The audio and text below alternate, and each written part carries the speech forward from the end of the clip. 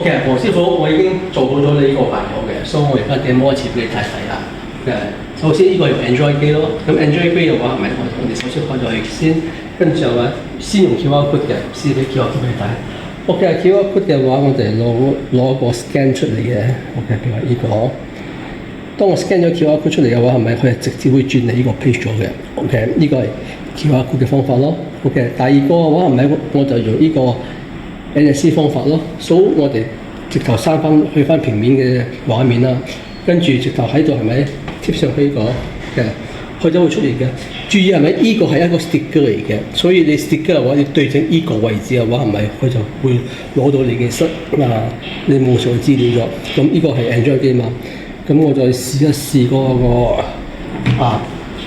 iPhone 俾你睇。OK， 呢個係 iPhone 咯，所以 iPhone 嘅話就係OK，iPhone 嘅話就用 QR code。OK， 佢又會直頭出嚟咗嘅。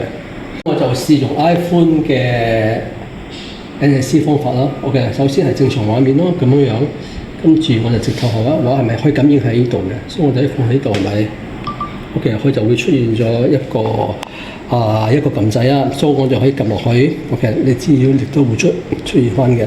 所以如果 OK， 我喺度再刪咗佢，跟住我就開翻。總之係正常畫面度嘅話，係咪？我咁樣再試一試係咪 ？OK， 佢下邊都會出嚟嘅，我哋都可以再撳嘅。OK， 跟住我哋可以用啲 set 嘅所有嘅資訊全部都喺晒呢度。